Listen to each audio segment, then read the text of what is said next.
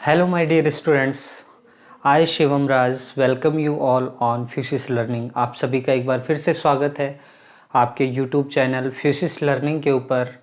तो दोस्तों देखिए, लास्ट जो क्लास थी उसके अंदर हमने रे ऑप्टिक्स का जो चैप्टर है वो स्टार्ट किया था आपके क्लास 12th के अंदर। क्लास 12th फिजिक्स, और इसके अंदर जो सेकंड बुक है, सेकंड बुक, इसके अंदर हम पढ़ते हैं ray optics and wave optics. तो ये जो रे ऑप्टिक्स का जो आपका चैप्टर है ये हमने स्टार्ट किया था। It will also helpful for you for neat and JEE exams. तो हम उसी फॉर्मेट में यहाँ पे पढ़ाई कर रहे हैं और उसी कड़ी में आज थोड़ा सा आगे बढ़ते हैं और आज अपन बात करते हैं प्लेन मिरर के बारे में। तो आज का अपना टॉपिक है प्लेन मिरर। देखिए, प्लेन मिरर क्या होता है, जैसा कि नाम से ही पता चलता है प्लेन, एक प्लेन के अंदर एक मिरर रखा हुआ है। सिंपली मिरर उस रिफ्लेक्टिंग मटेरियल को या ऑब्जेक्ट को कहा जाता है जिसका एक साइड रिफ्लेक्टिंग साइड हो और एक साइड जो है पॉलिश्ड साइड हो। मान लीजिए इस तरफ पॉलिश कर दिया तो ये पॉलिश्ड साइड कहलाता है, और दूसरी तरफ हम अपनी ही इमेज को इस तरफ से देख सकते हैं। तो इस साइड को अपन बोलेंगे रिफ्लेक्टिंग साइड। ठीक है। हालांकि जो मिरर हैं वो डिफरेंट टाइप के होते हैं, जिनमें आता है plane mirror and spherical mirror. एक होता है आपका प्लेन मिरर और एक होता है दोस्तों स्फेरिकल मिरर। अब प्लेन मिरर तो आपने देख लिया, डायग्राम इस तरीके का होता है। इसको सिंपली इस तरीके से शो कर देते हैं अपन। ये आपका रिफ्लेक्टिंग साइड हो गया और ये आपका पॉलिश्ड साइड हो गया। अगेन अगर हम स्फेरिकल मिरर की बात करें तो इनको आगे फिर से दो पार्ट्स पे डिस्ट्रीब्यूट किया जाता है। एक होता है कॉनकेव मिरर और एक होता है कॉन्वेक्स मिरर। इनके बारे में अपन आगे बात करेंगे, कॉन्वेक्स और कॉनकेव मिरर के बारे में। फिलहाल हम बात कर रहे हैं प्लेन मिरर की। तो प्लेन मिरर के अंदर इमेज फॉर्मेशन का इंट्रोडक्शन मैंने आपको दिया था कि जैसे ये हमारे पास एक प्लेन मिरर है और इस प्लेन मिरर के अंदर ये है पॉलिश्ड साइड और ये जो दूसरी साइड है ये रिफ्लेक्टिंग साइड है। तो यहाँ पे अगर कोई ऑब्जेक्ट रखा हुआ है तो ऑब्जेक्ट को इस प्लेन के परपेंडिकुलर मिलाने वाली जो साइड है इसको अपन नॉर्मल बोलते हैं। ये 90 डिग्री का एंगल बनाता है और इसको अपन नॉर्मल बोलते हैं। किसी भी इमेज फॉर्मेशन के लिए एक कंडीशन रिक्वायर्ड होती है कि उस ऑब्जेक्ट से आने वाली मिनिमम दो लाइट रे अगर इंटरसेक्ट कर जाएं किसी पॉइंट पर तो वहाँ पे हम उस ऑब्जेक्ट का इमेज बता सकते हैं। तो देखिए, नॉर्मल लॉज ऑफ रिफ्लेक्शन भी हमने लास्ट क्लास में पढ़े थे। अगर नहीं ध्यान आ रहे हैं तो आप वापस उसी वीडियो पे जाके देख सकते हो। ठीक है। Laws of reflection, laws of reflection क्या कहते हैं कि incident ray, reflected ray and normal all lie in same plane, और दूसरा है angle of incidence is equals to angle of reflection. तो देखिए, यहाँ पे पहली एक लाइट रे को इस तरीके से इंसिडेंट करवाते हैं और ये इसी पाथ को रिट्रेस करती हुई क्या हो जाती है, वापस चली जाती है।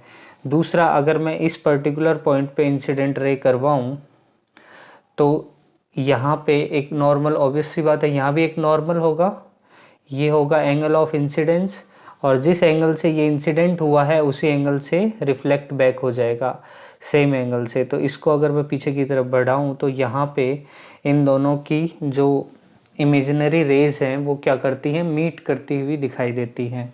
तो यहाँ पे हमें इस ऑब्जेक्ट का क्या मिल जाएगा, इमेज मिल जाएगा। और से ये ऑब्जेक्ट है आपका और इस ऑब्जेक्ट की यहाँ पे ये क्या है, इमेज है।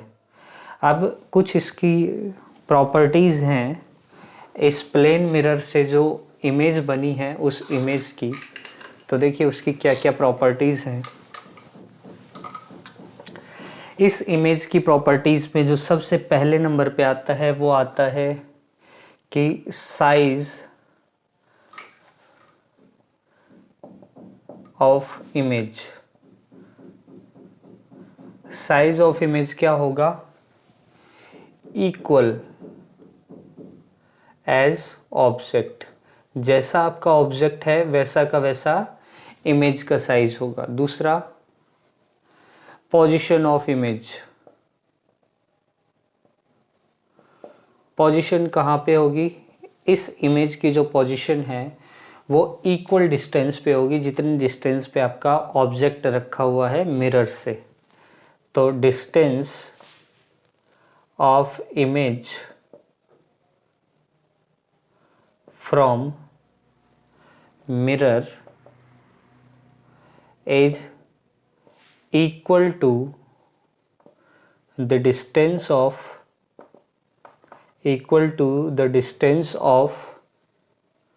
object from the mirror। Mirror से जितने डिस्टेंस पे आपका ऑब्जेक्ट है उतनी ही डिस्टेंस पे क्या होगी? इमेज होगी। एक और प्रॉपर्टी होती है कन्वर्जन की, जिसको अपन बोलते हैं लेटरल कन्वर्जन।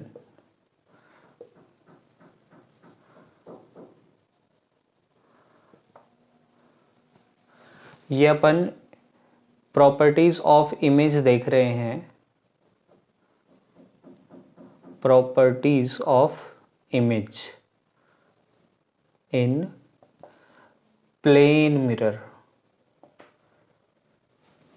ठीक है, तो तीसरी प्रॉपर्टी है लेटरल कन्वर्जन। मतलब अगर हमारे पास यहाँ पे एक मिरर रखा हुआ है और इस तरीके से कोई एल शेप का ऑब्जेक्ट है तो उसकी इमेज लेटरल कन्वर्जन के साथ बनेगी। मतलब एक तरीके से हिंदी में कहें तो पार्श्व परिवर्तन। क्या होता है? पार्श्व परिवर्तन। कहने का मतलब ये है कि ऑब्जेक्ट का दायां भाग बाईं ओर और बायां भाग दाईं ओर दिखाई देता है। आप सिंपली देखते भी हो, जैसे आप मिरर के अंदर अपना इमेज देखते हो तो वहाँ पे आपका जो राइट हैंड होता है, आपकी जो इमेज है उसका वो लेफ्ट हैंड होता है। दैट मीन्स यहाँ पे हमें लेटरल कन्वर्जन देखने को मिलता है। ठीक है, तो ये थी कुछ बेसिक प्रॉपर्टीज़ या बेसिक इंट्रोडक्शन कह सकते हो आप प्लेन मिरर के बारे में।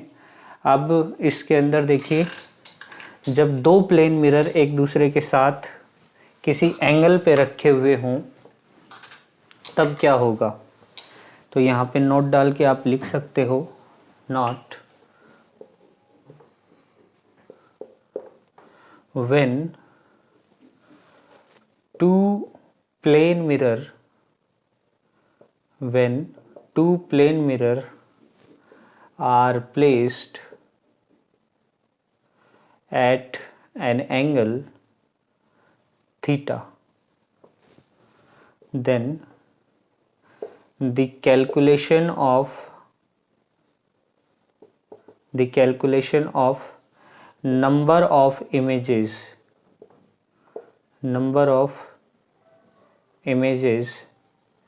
due to both the mirrors, दोनों मिरर के कारण जो है नंबर ऑफ इमेजेस क्या होंगी। तो नंबर ऑफ इमेजेस मान लेते हैं n है, तो n कैलकुलेट करने के लिए अपन सबसे पहले देखते हैं 360 बाई थीटा की वैल्यू।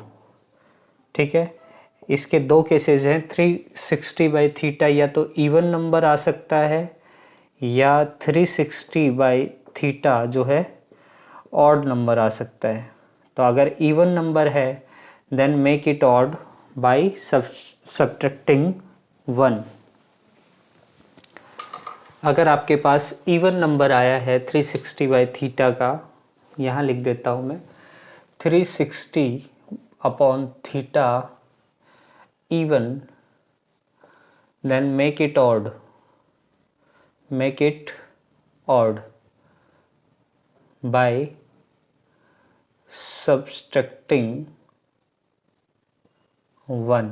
मतलब जो नंबर ऑफ इमेजेस हो जाएंगी वो हो जाएंगी 360/θ-1, ठीक है। और अगर हमारे पास ऑड नंबर है 360/θ, तो इसके भी दो केसेस हैं। अगर ये बाइसेक्टर पे है तो नंबर ऑफ इमेजेस हो जाएंगे 360/θ-1, और जर्नल पॉइंट है तो वहाँ पे n की वैल्यू हो जाएगी 360/θ। तो ये फॉर्मेशन है calculation of number of images calculate करने का, ठीक है। तो इस तरीके से आप नंबर ऑफ इमेजेस बता सकते हो कि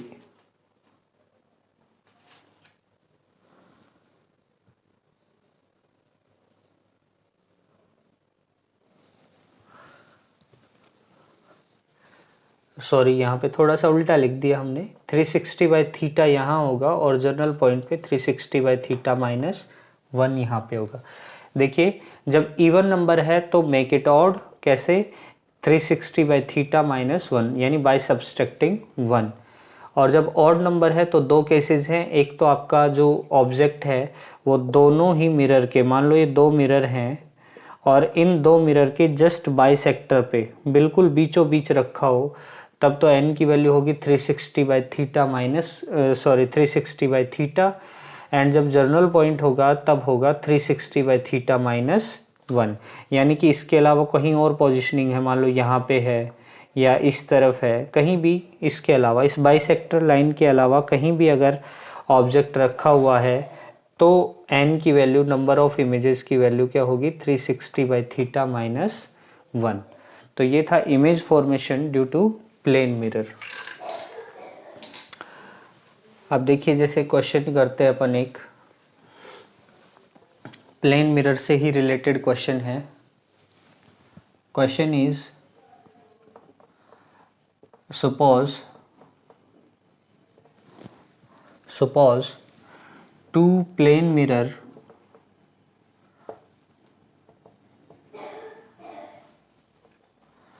are placed at an angle theta equals to 60 degree. An object, कैसा है ये, पॉइंट ऑब्जेक्ट है, point object is placed between them, then find number of images formed। कितनी नंबर ऑफ इमेजेस यहाँ पे फॉर्म होंगी। तो देखिए यहाँ पे हम सिंपली थीटा की वैल्यू दे रखी है, तो 360/θ 60, तो क्या आया 6। क्या कैसा नंबर है, इवन नंबर है, देन मेक इट ऑड, तो नंबर ऑफ इमेजेस क्या हो जाएंगी 6 - 1, that is 5 number of images हमें यहाँ पे देखने को मिलेंगी।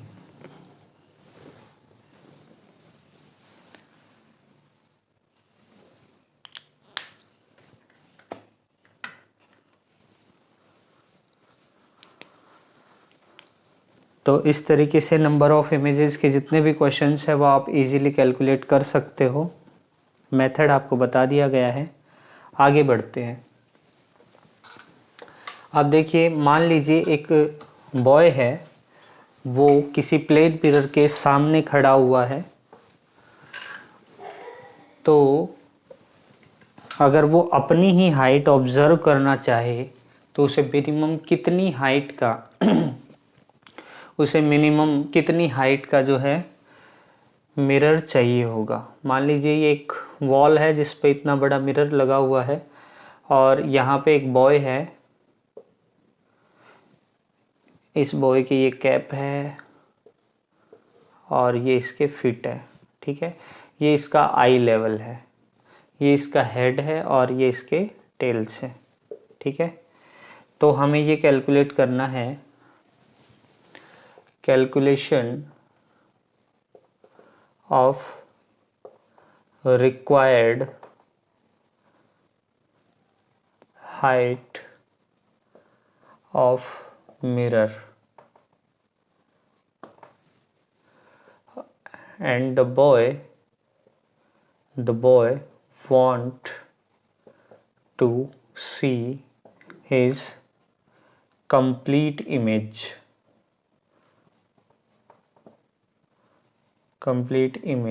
in the mirror के अंदर ये अपनी complete image देखना चाह रहा है। ठीक है, तो ये हो गया हमारे पास आई लेवल और ये हो गया हेड लेवल। तो हेड लेवल से जितने एंगल पे लाइट रे इंसिडेंट होंगी उतने ही एंगल पे रिफ्लेक्ट बैक करेंगी। तो कहीं ना कहीं हेड और आई के बीचों बीच इंसिडेंट होने वाली लाइट रे इसकी आंखों में सीधी सीधे जाएगी। तो ये हो जाएगा इंसिडेंट रे जो इसके हेड की है, क्योंकि इसको अपनी कंप्लीट इमेज देखनी है। तो हेड से आने वाली लाइट रेज भी इसकी आंखों में जानी चाहिए और फिट से आने वाली लाइट रेज भी इसकी आंखों में जानी चाहिए। तो फिट से जो लाइट रेज आएंगी वो भी बीचों बीच कहीं से रिफ्लेक्ट होके आ रही होंगी और आंखों में इस तरीके से इमेज बनाने के लिए इंसर्ट हो रही होंगी। ठीक है, इस तरीके से। तो अब देखिए यहाँ पे हमें कुछ ट्राइंगल्स दिखाई दे रहे हैं। मैं इसको मान लेता हूँ M और इस पॉइंट को मान लेता हूँ N। ठीक है, इसके जो फिट हैं, फिट मान लो इसको। ठीक है, फिट का भी इमेज इसको देखने के लिए चाहिए और हेड का इमेज भी इसको देखने के लिए चाहिए। तो देखिए अगर मैं इनको पीछे की तरफ क्या करूं, बढ़ाऊं,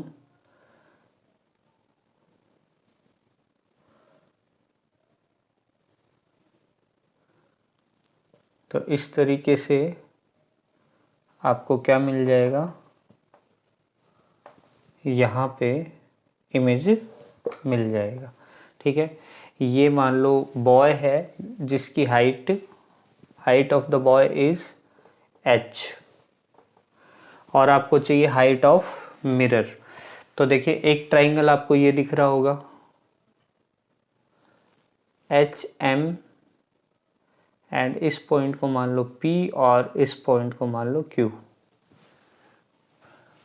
तो देखिए ट्राइंगल HMP एंड EMP, ये इन दो ट्राइंगल्स को अगर हम ऑब्जर्व करें तो ये दोनों एंगल्स बराबर होंगे। ये दोनों एंगल्स इसके 90, चूंकि ये ट्राइंगल है तो ये ये दो एंगल्स बराबर होंगे और ये 90 तो ये भी 90, तो तीसरा एंगल अपने आप बराबर होगा। मतलब दोनों ही ट्राइंगल क्या हैं, इक्विलेटरल ट्राइंगल है, सिमिलर ट्राइंगल है। इन दोनों में क्या होगा, angle M HMP and angle EMP are equal, and दूसरा होगा angle HPM equal to angle EPM। अगर दो ट्राइंगल्स हैं और उनके दो एंगल्स बराबर हैं तो तीसरा एंगल ऑटोमेटिकली बराबर होगा, मतलब सिमिलर ट्राइंगल्स। दोनों ट्राइंगल क्या होंगे, सिमिलर ट्राइंगल्स होंगे।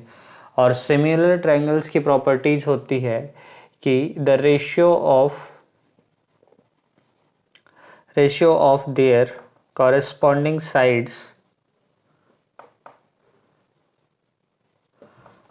sides will be equal।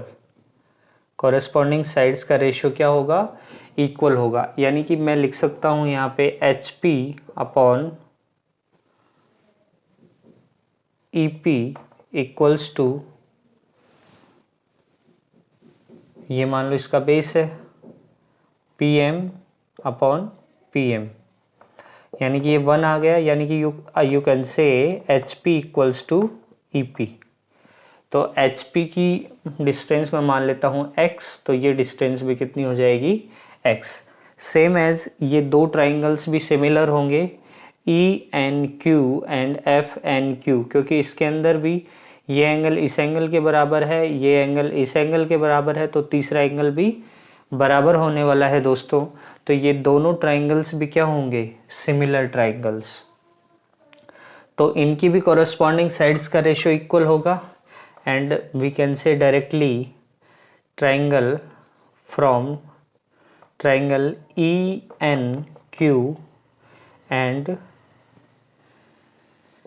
FNQ are also similar. Similar क्या होंगे, एक साइड कॉमन भी है तो कॉन्ग्रुएंट ही होंगे एक तरीके से, यानी इनकी जो साइड्स हैं ये इक्वल ही होंगी। FQ is equals to EQ, ठीक है। तो एक प्रॉपर्टी ये आ गई, एक प्रॉपर्टी ये आ गई, तो इसको हमने x के इक्वल माना है इन दोनों को, तो इन दोनों को अपन y के इक्वल मान लेते हैं। तो ये y होगा तो ये भी y होगा। अब देखिए यहाँ पे इमेज फॉर्मेशन के लिए रिक्वायर्ड मिरर तो केवल इतना सा ही है, ये वाला पार्ट एक्स्ट्रा है, ये वाला पार्ट भी एक्स्ट्रा है, तो इतना मिरर हमें चाहिए, यानी कि कितना चाहिए x प्लस वाई, ये डिस्टेंस है x और ये है y। और हाइट ऑफ द ऑब्जेक्ट या हाइट ऑफ द बॉय कितनी थी 2x plus 2y, since height of the boy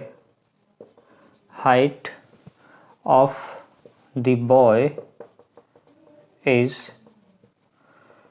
2x plus 2y, that is 2 times of x plus y। और इसको मैं बोल देता हूँ h is equals to 2x plus y and height of the mirror और कौन सा mirror, required mirror only, required mirror that is equals to x plus y, और मैं बोल देता हूँ ये HM के बराबर है, हाइट ऑफ द मिरर। तो आप क्या लिख सकते हो यहाँ पे h is equals to 2 times of HM, और you can say height of the mirror, required mirror is equals to height of the boy upon 2, यानी कि जितनी हाइट का वो बॉय है उससे आधी हाइट का हमें क्या चाहिए होएगा, यहाँ पे मिरर चाहिए होएगा to see the complete image of the boy. तो ये थी दोस्तों प्लेन मिरर पर आपकी पहली क्लास। आपको क्लास कैसी लगी कमेंट सेक्शन में ज़रूर बताइएगा। मिलते हैं नेक्स्ट क्लास में, तब तक के लिए अपना बहुत सारा ध्यान रखिए। Thank you very much.